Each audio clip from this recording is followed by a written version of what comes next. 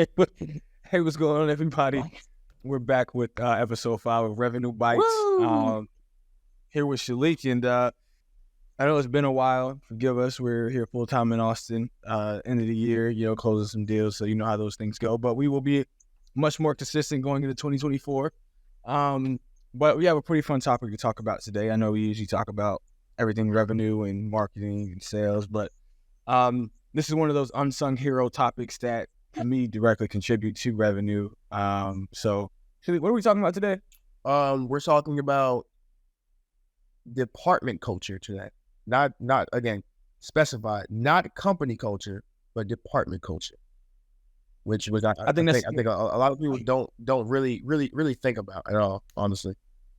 Yeah, I was gonna ask you, like, how would you actually define department culture versus company culture? See, that's a good question that I probably should have an answer to, right? I would say, right, I think company culture and department culture are very similar, like very, very similar. But I think there are a couple things, like other than the fact that one is for the entire company and one is for your specific department. Obviously, the department culture comes from the head of that department rather than, the C-levels of the company. And so obviously, like, you can have a really similar, or you should have, let's specify. You should have a very specific, a very similar department culture than as your company. Obviously, because it's just alignment throughout the company. And the department culture really speaks on the company culture and vice versa. That's kind of how, that's my take. That's my kind of off the dome take of department culture. I think I agree 100% with that explanation. Yeah, it feels like department culture is like an extension of the company culture. I mean, it shouldn't be two very different cultures anyway. I think that's where a lot of dysfunction happens, is when one department head tries to steer the department in a direction that doesn't align with the overall company culture. It works the same way with like go-to-market strategy. Like if the go-to-market strategy doesn't line up with like the whole company strategy and like align with that, then everything's out of sync and nothing will ever work. So it works the same way, but I think the department is like a subculture of the overall company culture. Like for instance, to me, like let's say company wants to be youthful, exciting, but also professional. Well, one department might double down on one aspect of that value or of that culture more. Like let's say finance doubles down on the professional side, but then marketing is usually the young guns, and they're going to bring that youthful energy to the company. But you're still mirroring and reflecting the overall company culture, but certain parts of the department, depending on whether the day-to-day functions are, might lean towards one aspect more than the other, but it should never be different from what any part of the company culture is. Yeah, and as a full disclaimer, I mean, anybody watching is probably going to be a part of the go-to-market team anyways, but we do want to specify, like, sorry, but we're gonna kind of speak on pretty much our experiences, and pretty much like we're taking this podcast to, again, talk about something that doesn't really get talked about. It kind of gets overshadowed by company culture, but it's something that we still think is important and kind of just needs to be talked about more. But again, we can really only talk about it under the lens of the go-to-market team. So we're gonna really speak mainly towards marketing and sales. So your department may be a little different if you're not a part of that go-to-market team. But yeah, so really, it obviously, like, we know that company culture and department culture are very, very similar. Like they're almost A and B, right? The same thing. They're just a mirror of each other.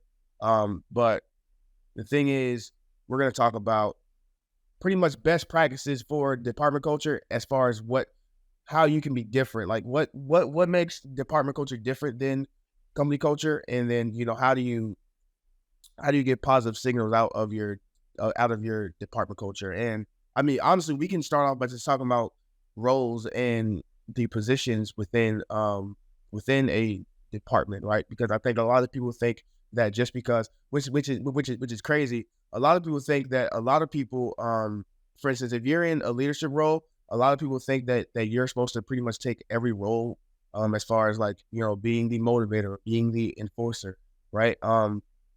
Which I don't think is true at all. I mean, and again, from our experience, we've seen it could be a new guy that just joins like the sales team, that he's the guy that's, motivating everybody, hey, like, let's go close some deals. It's not always coming from, the guy that's been there for 5 years, right?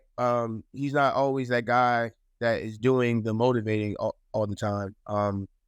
And those roles can be passed down. And so, like, as an example, right, we can just stick with that, right? If you're a leader of a sales team, you may not be that guy, right? You may not be that type of guy, that type of leader to come in and motivate everybody on the team for the day, or to close deals, right? You just may be straight like strategic, right? Same thing for marketing as well, of course, and pretty much any department this can kind of fit under.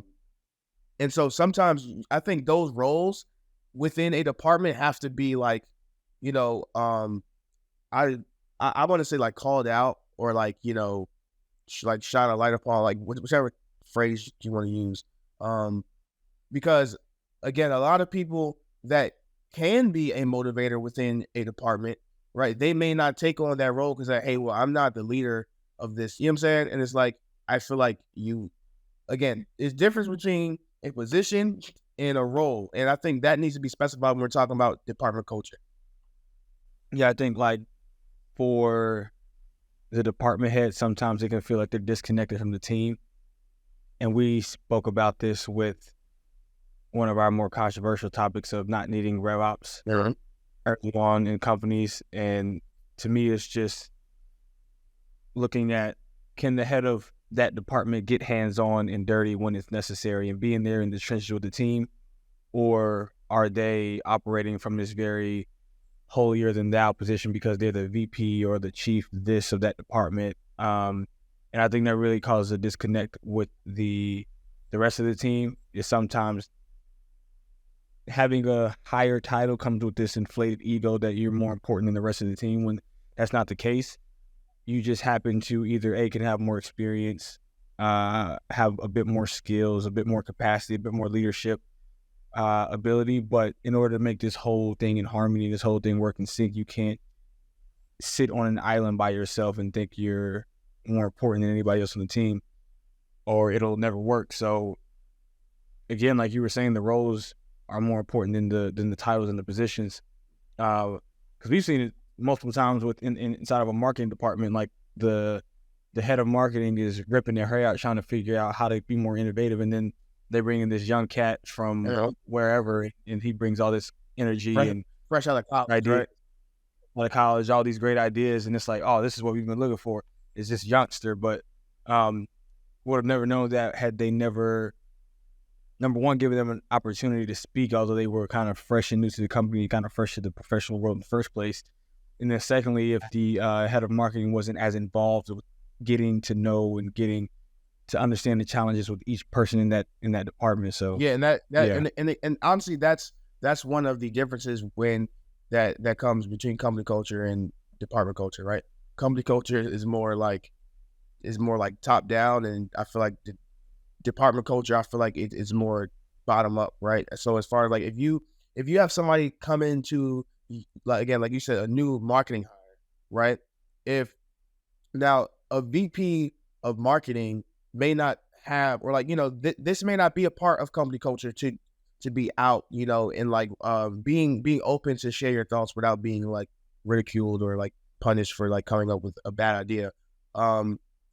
When on the flip side is like, if you have a new hire come into your department, just because you're not able to express opinions or say certain things within certain meetings to certain people, you shouldn't just bring that down to a new hire, right? When you have somebody come in, just because the company as a whole, right? If you're talking to C-levels, or you're talking to the founder, and you kind of have to watch certain things that you say. If you don't like that, then that's something you should change within the company, and that starts with your department, right? You should allow people to come in and talk about new ideas and be able to try new ideas. And again, I want to specify, we're only talking about if this works for your company, right?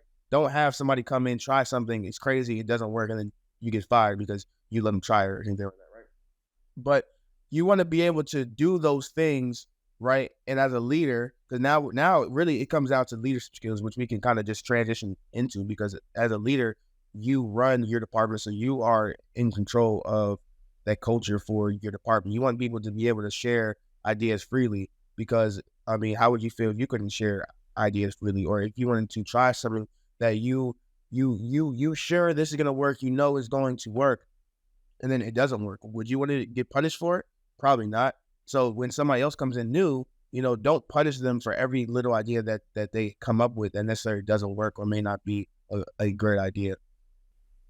Like I said, one of the biggest roles for leaders, and this goes for any leader in any department, is to set aside very intentional time to turn your department into a think tank. Exactly. And what I mean by that is you need to set aside very specific moments and I would do it on a weekly cadence. It's to sit down, maybe give it an hour and say, what new ideas do we have? And I'm talking about every person in the department gets, let's say, 5 minutes to rant about what new ideas they think would help elevate or push forward and transform the department and help the department, become more of a factor in helping the company grow. And you'd be surprised at how many great ideas are birthed out of turning a department into a think tank, because it does a couple things. Number one, it starts to put ideas in circulation. It starts to motivate ideation with everybody in the company or everybody in that department. And the more ideas you get spitting around, one of them is going to catch fire, and one of them is going to have an explosive momentum and really help the company grow. Secondly, you're helping the individuals in that department feel heard and feel like they're contributing to something. Because one of the big things that go into why people leave companies is they feel like they're doing unfulfilling work. We actually were talking about it, you and I, when we were I forgot who we were chatting with, but talking about Amazon workers, like those in the warehouse. Yeah. We've talked to them several, like some of our friends, and they feel like they're just doing unfulfilling work. And that's when you start to hear like people say, oh, I hate my job, I wish I could quit, and all this other things, is because they don't feel like they're contributing to this greater cause or this higher thing. And that's why it's so important to go back to number one, is department culture to align with company culture. Because if you don't understand where the company is going overall, then the department itself doesn't know where it's contributing. And so, yeah, turning into a think tank just kind of offers ideas, but also just it gives positive reinforcement that those apart in that department are actually contributing to a much bigger cause. It feels more fulfilling for them. So yeah, and that's again, we can sit here and talk about forever, like certain things you can do, right? And so obviously we can only give but so much within a podcast. But like, yeah, like, because when you have control over your department, when that, as far as culture wise, right? It's like, for instance, you may have a very boring company, right? You're like, your company could be the most boringest company ever. I'm talking about everybody wears gray suits, everybody has these flip phones. It can be the most boring company ever, right? But you as a leader of your department, you build that department culture by saying, hey, we're gonna have the best department in the company, right? And then again, that's how a leader can make, or a leader of that magnitude that may not be a founder, they can have impact of a founder by doing things like, hey, well, if everybody else is so boring, maybe for the sales team, hey, we should bring donuts in every Friday, or we should, and like it's little things like that go a long way. And especially when you are the best department in the company, like, people feel it. Like everybody in your department feels it, but better yet, everybody outside of your, like, if the marketing chief sales is bringing in donuts, maybe it's like, okay, well, maybe we should bring a pizza, or maybe we should do this, and it's like, that's how you start seeing change within a company. And ultimately, right, the goal is to bring that towards revenue. Like, how does that correlate towards revenue? How are people more motivated to come to work? How are people, are they happy to share ideas rather than holding every idea in, right? And I think those things like that, by a leader pushing to, hey, like, we're gonna have the best department in the company. And obviously I want to say, make sure that your company gets the results, right? Don't say, hey, like, we're gonna be the most funnest. You know what I'm saying? Because like, if you could be the most fun and then your every performance metric from you guys is terrible, right? So obviously we're not saying that, but you got to find a thin line between how fun can we be, or or how serious can we be, right? Because you could be at a company that's overly fun, right? Whereas like people are having, they're thinking too much about fun and too much about donuts and pizza versus actually getting the results. And it's like, hey, well, my department, even though the rest of the company, especially at like startups, how that could be, it's like, hey, everybody else at the company, if they want to have fun, they want to share ideas every week, and it's not working for them, maybe we should try something different. And again, as a leader, because now we're talking about leadership skills, right? You want to be able to find that thin line and say, like, what can we give as an incentive or take away, right? What can we take away as an incentive that's going to help us get better results? And I think that ultimately it ties into department culture. Yeah, definitely. I think one of the biggest things about leadership is figuring out how to remove any barriers to helping your team or your department grow. And one of the things to really ask and really dive into is, hey, you go up to one of your department teams that can be one of the best performers or one of the underperformers and say, what's the current challenge for you? What can I do to make your day-to-day easier and be able to contribute more to the department? Asking very simple questions like that can go a long way. And I don't think a lot of department leaders really do that because they get so caught up in the day-to-day. They get caught up in having to be on strategic meetings, having to be on board meetings, having to do a million things in a day that sometimes they lose sight of it. And it has to be consistent. It can't just be, hey, I'll ask those questions during the Christmas party at the end of the year. Yeah, by that time it's too late, right? But like, and not even like as a leader, like you, as a leader of your department, your goal is to tell people in your department, go tell all your friends, like, if I'm the VP of marketing, the head of marketing, my goal is for you to tell all of your marketing friends, come over here. Like, you want to come work for this guy, right? And that's this, again, this ties down to department culture. And obviously, again, like I said, you want to try to align as best as you can with department culture and company culture. But to be honest with you, like we said before, I think sometimes when the company culture is not working, you cannot bring that down to your department. You have to be the one that says no. Like, at the door, put your hand up and say no. Like, these bad traits that the company has is going to change once you step into my department, right? And whether, again, marketing, sales, it doesn't matter what it is. You can kind of just take this into any department, can kind of just obviously listen to this podcast and have at least an understanding of certain things that you can do. And again, everything that we said may not apply specifically to you, but you should be able to listen to this podcast and go, okay, like, I now know, or now I understand certain questions I have to ask, or certain things that I have to do, right? Because everybody in the company knows about company culture to the point where it's like, okay, well, either this is a bad trait or this is a good trait. And right. And so you maybe as a leader, you need to sit down and think about, company culture or your department culture, and think about, like, what do we want? What do we not want? And then from there, you can kind of narrow away versus pros and cons. And again, ultimately, this has to tie back to performance, right? Is this making your department, is marketing making more money? Is sales making more money? Does this ultimately tie back to the goals of the company? And as a leader, obviously, that's your job to know what the goals of the company is. Yeah, I definitely agree there. Where's that going? I totally forgot. We can move on to the next thing, the measuring success metrics. That's a great segue into how you ended it. I think one of the biggest success metrics is employee retention. That tells a lot about company culture.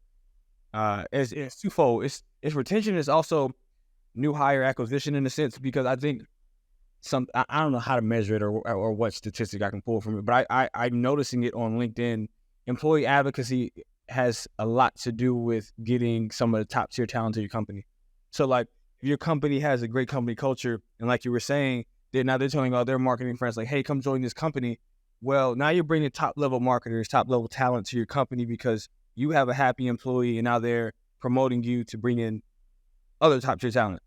And it works the same way. You're bringing your top 10 talent, your top tier talent, how much of them are staying versus how much of them are quitting? Because there's a statistic that says employees who don't like organizational culture are 24% more likely to quit. I personally think that number's way higher. I don't know what their sample size was, but I would think that number is actually way higher. And this company culture is so important. And actually, I want to kind of how I would define company culture. I think it's one of those words like strategy that gets thrown around, but nobody actually knows how to define it. But I just think company culture is code of ethics, code of conduct, and values being equally enforced across everybody in the company. I think it's that simple. Just picking what do you believe in, what is your foundation that you value, and are you enforcing it equally across everybody in the company, or are you just picking your favorites? That's really one of the issues of why people leave is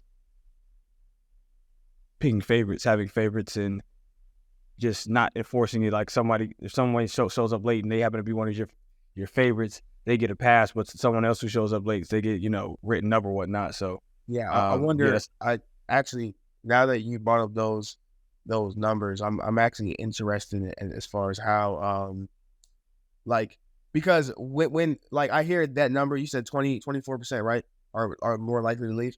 See, the thing is, I wonder how many people come into a company and don't know anything about the company, so therefore they don't know any of their values, and that's 100% your fault. Like that's 100% your fault if you come into a company and then you start working, you're like, okay, like I don't like this. That's probably your fault because you probably should have known a lot, or at least how the company works, what they stand on, or these are questions that you should ask. You're perfectly 100% capable of speaking to people at the company before you start working there. I mean, and if a company doesn't let you speak to anybody else at the company before you start working there, it's probably a red flag right there. I mean, and then two is like, I'm wondering how many people need the job so bad, or they just want the job so bad, or say, hey, I'm going to work at this company so bad that they notice all of the red flags and they still just work there anyways. Like these are things I'm actually curious about now. And because, and then also you have people that they do research on the company. They pretty much know everything about the company. They speak to the employees at the company.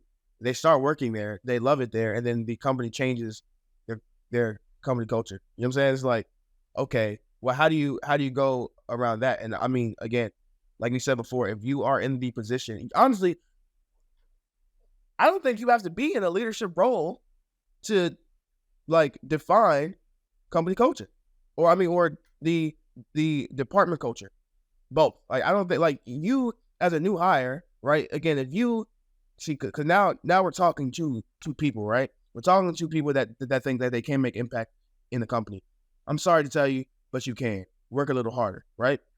You want to be that person that changes that department culture, and you can be that person. You could probably get a promotion for doing so. If you come into a new department, you're like, hey, everybody here looks sad. You know what I'm saying? Like, everybody here is unmotivated. Maybe it's your job to go in there and motivate people, right? And you can do that as a new hire. Like, you don't need to ask for permission. Like, hey, am I able to come in here, like, motivate people? Like those, like, these are things that you don't have to ask. Like, you're able to, if you see people are not working hard, maybe you should just outwork everybody else, and they're gonna look and be like, hey, like, this guy's outworking us. Maybe we should work harder.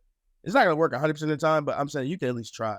I would guarantee. I would love a number, but I'm guarantee over 50% of the time that if a new hire does these things, it's gonna work. Yeah, bro. And so, like, I'm glad you said that, because anybody can make an impact. So here's the thing about company culture: it's gonna get created one way or the other, unintentionally, by there not being any values enforced, and everybody kind of picks their own culture. Now you have this mixed culture and now everybody's unorganized, not on the same page, misaligned, because you intentionally created a culture of chaos, or you intentionally created a company culture and now everybody's aligned, everybody's in sync, everybody's happy. But to kind of reflect that, so kind of tying it back to metrics. So cool, new employees, retaining more employees, but I think a big one is average revenue per employee should also increase. The more that you enforce company culture or department culture, the more you enforce department culture, you should see like the average revenue per employee in that department start to increase. And that should be company wide as well. because obviously the happier employees are, the more output that they're going to give you. And that's not, I mean, of course, there's anomalies of people who love working at their company, but that's because they're quiet quitters and they don't really have to do much. But for those who are in roles, mostly at B2B companies, who actually love what they do, if they love also the culture that they're in, their output is going to be magnitudes more, and you're going to see that not only in the fact they're staying longer, but also that the average revenue per employee is also increasing as well. So that's like, so that right there, that's already two like key metrics to like look out for, right? So we've already touched on the retention rate. How many people are coming to your company, staying at your company? And now we're talking about how much money are they making you while they're at your company. Now, obviously, you can measure per time frame, right? That goes without saying. But I think those two metrics right there alone can speak volumes to your company culture. And if you are within a company, right, and you get a survey and you do not answer, the correct answers, that's shame on you. You are doing nothing but hurting yourself. Like it's crazy. Like, because I know companies do this. We do this. You send surveys to employees, say, hey, this is our company culture. Do you like it? And they say, yeah, we love it. Woohoo. In reality, it's like you hate the company, but you just don't want anybody saying anything to you. And it's like, you're hurting yourself. You're still in the same company a year later after you did the survey. Nothing has changed because everybody is doing the same thing you just did. And maybe you should be the oddball out and say, hey, this company sucks, and this is why. Just grow a backbone. I'm sorry to be blunt, but grow a backbone and stand up for what you believe in. And stop being selfish. That's what it is. It's grow a backbone and stop being selfish. Because at this point, you're being selfish because you're not saying anything that's wrong with it, and right? If everybody else is scared to say those things that you should say, and so to me, that's being selfish. Even if nobody else is doing it, that means everybody is being selfish because you're not looking out for the next man, saying, "Hey, well, I love the company, but this guy, my friend, that he works at the company, he says these things." Right? And did you go off on like just a long spiel about how terrible that the company is, and maybe things will change or in the department? Because I think, again, company wide they send out surveys, but now we're talking about department wide. I think if you have a department and you are the head of your department, you do not send out surveys, right? Every quarter, or at least once a year, depending on how big that your department is. You should send out surveys to everybody in your department and figure out what's wrong with your department or what's right. Surveys are not always a bad thing. Say, hey, like, well, you brought in, for the last quarter, you brought in 12 donuts when it's 24 people. Bring in 24 donuts. It could be something as simple as that. Obviously, I'm using that as an example, but, these are why companies do what they do. I do want to call out the C-suites, the CEOs, but also the C-suites and the VPs who have certain pull within the company.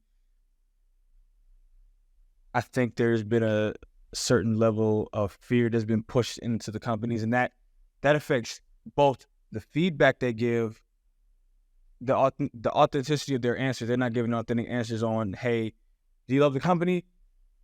If they said no, they feel like they're going to get fired. The same thing works for CMOs and heads of marketing. They feel like they can't be creative with their campaigns because if it doesn't work, it's going to get fired. I think that's killing a lot of potential within companies, is creating this fear company-wide that if I sent something in the company that's not right, I need to be muted or I risk being fired. I think that entire culture of fear needs to be changed in order for there to be like real actual growth in the company. So being able to invite people in their true feedback.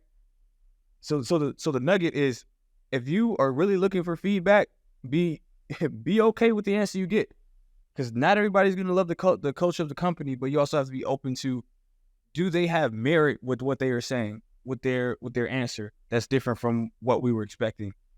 Don't get all mad and want to fire them, but actually listen, because there may be something in there that you actually do need to change that could really help accelerate the company. So just kill that using fear as a tool to kind of keep people on the same page. It doesn't work. It makes people miserable, and it affects the bottom line of the company, which is the revenue. So if you have employees who hate it there and they're just still showing up, they're taking up space for the next person that could actually love the culture. Yeah. So Yeah, because I mean, I think, and that happens. That happens, I think, when leadership looks too much into performance metrics that are measurable.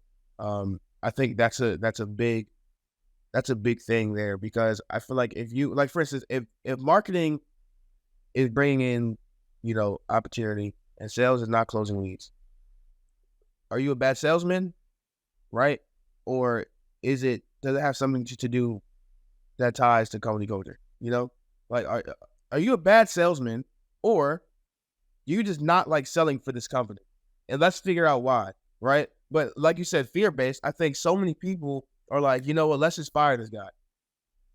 Like, let's just fire this guy, because if you're head of sales and somebody is asking you, hey, like, why is your sales team not performing?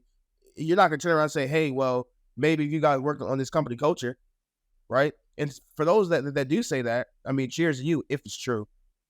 But because you will see a lot of times, this is a lot of times, we've seen it many times. You could work at a company, right? You could be a poor performer, leave the company, go to a different one, do the same thing, and you could be one of the top 5, right? And then your career takes off, and then you'll look back and be like, you know what, I should have left that company sooner. Yeah, you probably should have, and you probably should have just, try to change company culture too. But again, at the end of the day, like, if you look for these things in your department, and again, it could be the simplest thing that can help company. Like, literally, I think it's Elon that does it. Somebody can like fact check me, like, DM me and screen me later. But I think it was Elon that was saying, like, I think at Tesla, like, they don't have, like, you don't have to come to the meeting if you're not important, like, for the meeting.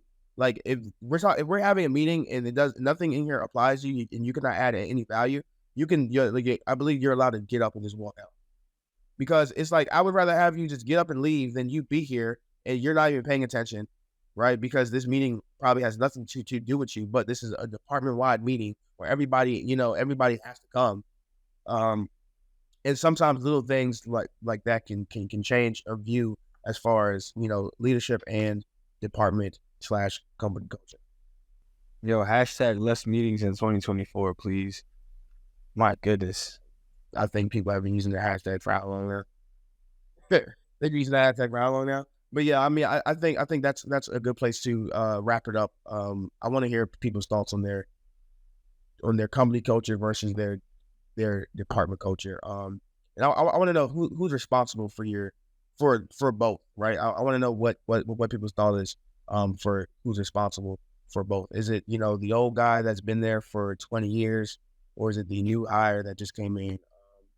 Who do you guys put that responsibility on? I just don't want to hear the CEO or the C-suite. I mean, I don't. Give me a different answer, please. But I hope everybody enjoyed this episode of Revenue Bytes. Any closing words? Just care. Yeah, obviously just care. Just care. I mean, once you get over the care part, that you care about the people that you're employed with, and I'm not saying you have to go to their birthday party, go to their wedding, although that would be very nice. But just care about the human that you're working with, and if you can have a level of respect for yourself and for the human that you're working with, then a lot of the issues that happen within the company will disappear naturally. Yeah, remember, you're working with people, not just numbers. Not just numbers. It's crazy that you actually have to say that, right? But all right. Again, I enjoyed the episode. I hope you guys enjoy it. And then we'll see you in the next episode of Revenue Bytes. All right, everybody.